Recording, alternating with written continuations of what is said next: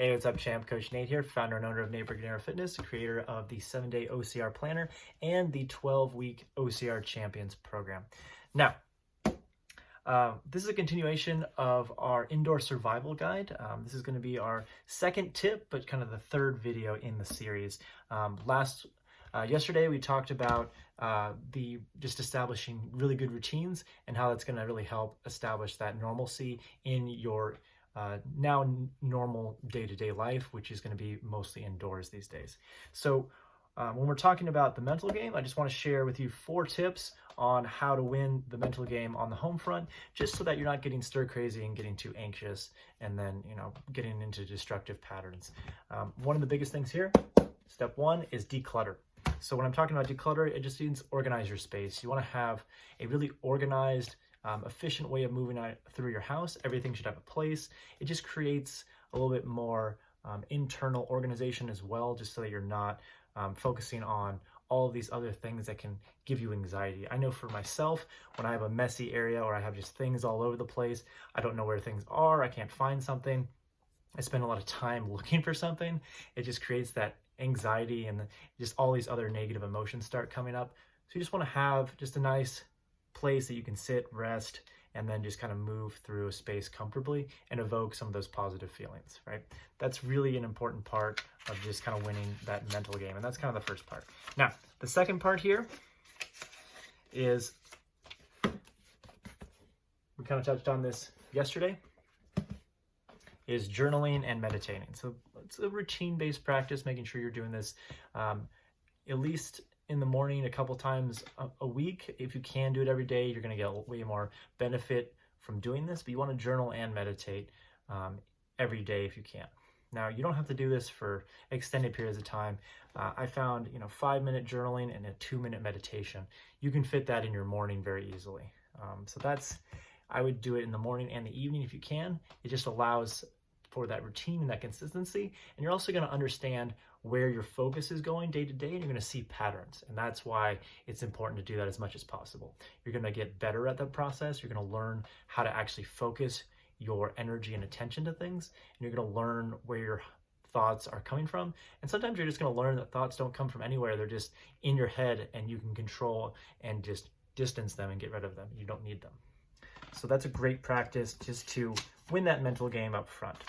The next part here is you want to get outside. So make sure you're making time for breaking up your routine, that you're not just staying indoors for a couple of days. I myself have caught myself just like staying indoors for like 3 days straight. I'm like, oh, okay, I gotta get outside, right? So that's when you start getting really anxious. You want to make sure that you're just breaking up those routines, getting some sun, just getting out there in nature.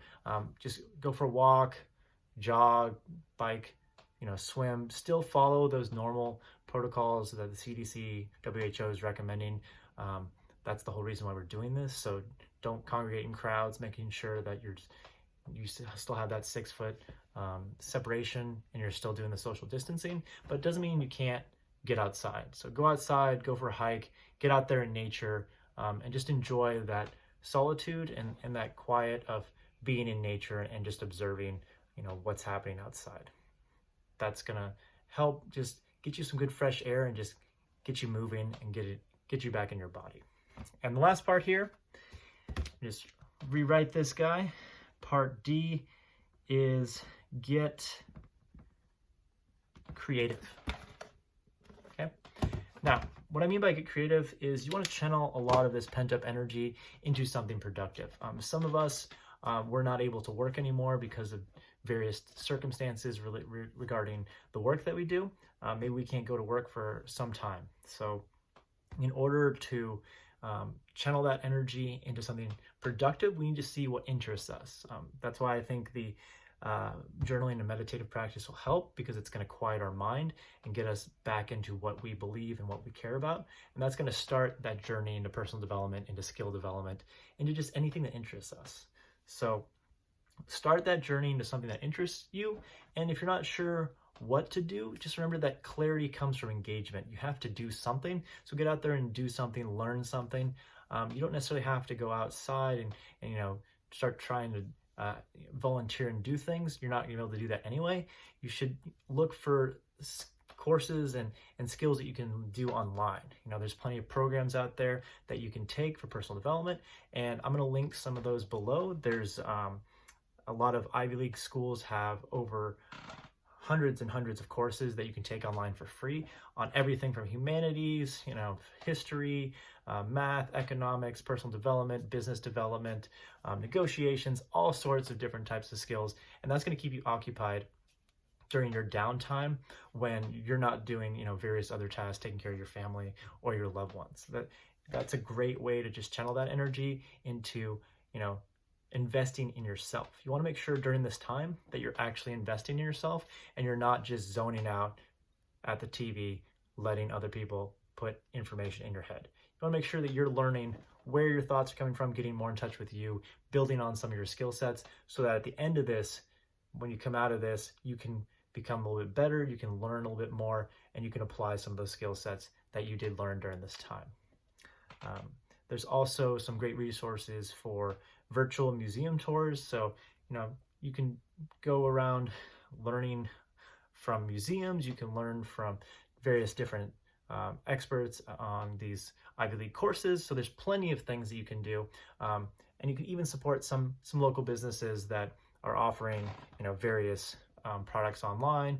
There's plenty of entrepreneurs out there who are trying to design many different courses, myself included. So keep that in mind. There's all sorts of things that you can do during this time. Just because you can't physically go somewhere doesn't mean you can't invest in yourself and learn a lot of new skills. So quick recap, you want to make sure you're decluttering, clearing out that physical space. Then second part, clearing out your mental space, journaling, meditating, getting outside at least 15 minutes a day if you can, and then just getting creative, turning that energy into something productive. And now, as always, when we were talking about routines, yesterday we mentioned that, you know, getting on that fitness routine is super important. So if you're struggling to get clear on what type of routine you need to establish and what type of movement patterns and what kind of physical routine you need that works best for you, definitely fill out that form below. We'll jump on a call and we'll get you into a program that can set up routines. You can establish that sense of normalcy. Now, keep going on this. We'll get into the next part on our next part of the series, where we'll get into more of how to actually prepare for some of the circumstances that are coming up. Okay.